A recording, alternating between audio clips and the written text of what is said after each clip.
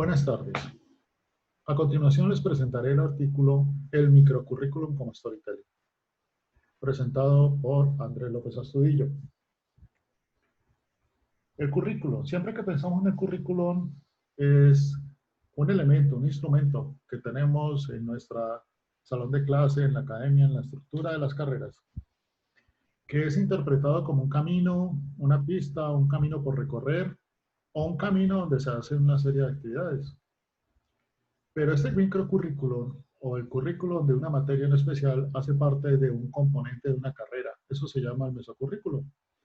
Y ocurre en este programa de la carrera que en este camino grande tiene que tener la suficiente capacidad este microcurrículum de poderse conectar con ese camino grande. El camino corto tiene que estar articulado con el camino grande para generar algo más complejo que permita decir que estoy en una carrera. Pero esto que yo llamo materia, que está influenciado por un microcurrículo, tiene que tener un tiempo, unas actividades y unos proyectos para generar el cumplimiento de los contenidos. Y quien genera ese ritmo, quien establece esos tiempos, quien controla esos tiempos de inicio a fin, es el profesor. Y el profesor debe poder estar en capacidad de cumplimiento y esas habilidades de ejecución. El otro elemento que hace el profesor es el camino hecho, que ya está en el microcurrículum, es el responsable que cada estudiante presente o desarrolle esas características de cumplimiento o esa participación de camino. El profesor es el quien le da el camino a cumplir y es el que va imponiendo un ritmo y tiene que cuidar que todos vayan completando ese camino. También en ese inicio y fin, el microcurrículum se presenta como un instrumento de gobierno. Normalmente tiene especificados unos objetivos frente a los cuales se controla la eficiencia, tanto el objetivo realizado como el objetivo cumplido, contra los planeados y lo mismo los recursos planeados y ejecutados, de manera que es un buen instrumento de gobierno para generar políticas en la práctica. Otro elemento que tiene el microcurrículum es que tiene que tener pendiente que hace parte de un macrocurrículum, pero también se mueven variables, fuerzas, donde se intercambian permanentemente con ese entorno o con ese macrocurrículum. Este intercambio también se genera a nivel interno de la clase y es donde se genera la deliberación interna, la construcción y que va legitimando la consistencia del microcurrículum. Y esto se legitima a través de las conexiones que se hacen con los estudiantes. Normalmente los estudiantes se conectan entre sí y hacen parte de una cultura, una sociedad, pero tienen unos conocimientos y unos sentimientos. De manera que el profesor también tiene que desarrollar una conversación compleja con ellos. Debe impulsar esa conversación compleja. El profesor también tiene que empoderarse con ese microcurrículum, pero transmitir ese microcurrículum a todos los estudiantes y empoderarlos también a ellos. Debe orientar ese empoderamiento. Debe generar un propósito legítimo, debe diseñar estrategias de aprendizaje y debe transmitir motivación y energía en ese salón de clase para que efectivamente se genere un efecto de cascada para orientar ese empoderamiento.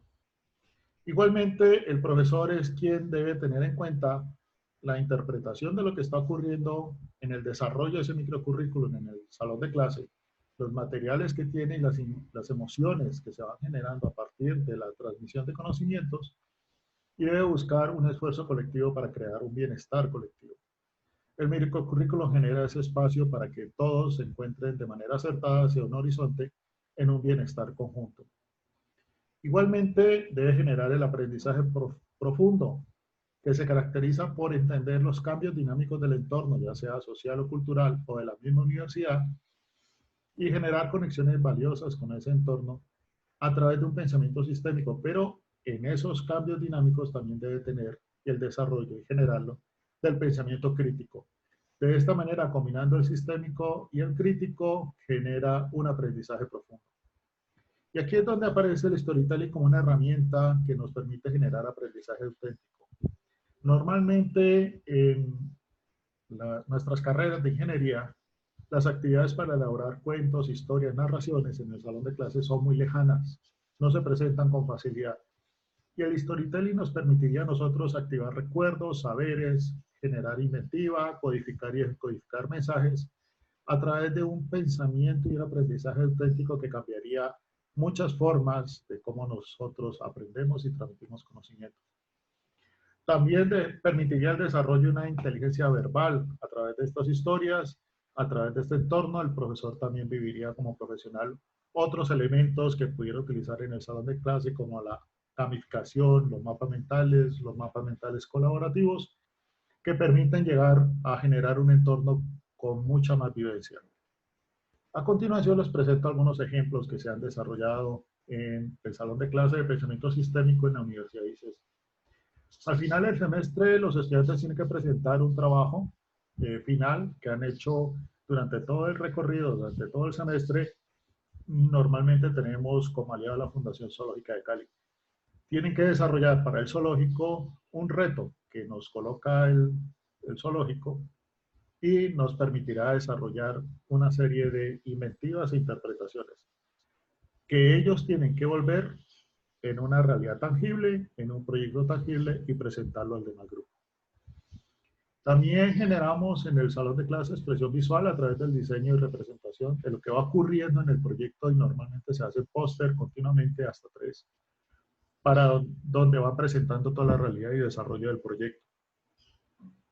En la mayoría de sesiones contamos con una serie de tableros donde ellos van en los grupos de trabajo haciendo expresión visual también de las ideas que se van generando.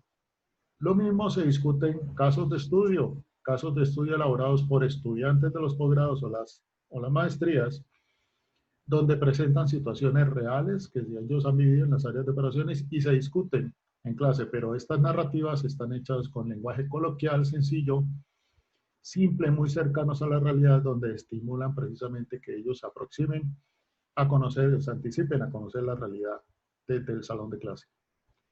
También ellos tienen que desarrollar una serie de actividades donde se entrevistan mutuamente por parejas, donde van sacando intereses, inquietudes alrededor del proyecto y los van consignando en herramientas visuales.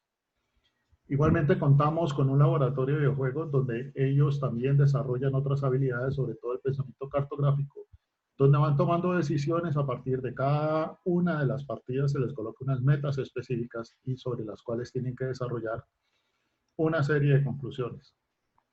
Igualmente desarrollamos mapas mentales colectivos, colaborativos, como lo vemos aquí, van generando una idea colectiva que se va construyendo a través de todos en un espacio abierto, dinámico y donde se involucran en la narrativa. Miren que se encuentran dentro de la misma exposición, del mismo papel que se va exponiendo y se va desarrollando sobre el piso. Tenemos también el desarrollo de dioramas, donde se interpretan de manera sistémica elementos analizados de cada una de las partes y luego se comienzan a conectar a través de hilos, y sobre esos hilos se colocan posits que nos van diciendo por qué se genera esa conexión. Esta es una práctica evidente de lo que significa realmente conectar.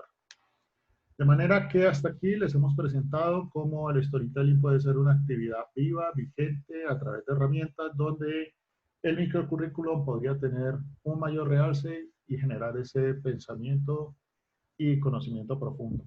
Muchas gracias.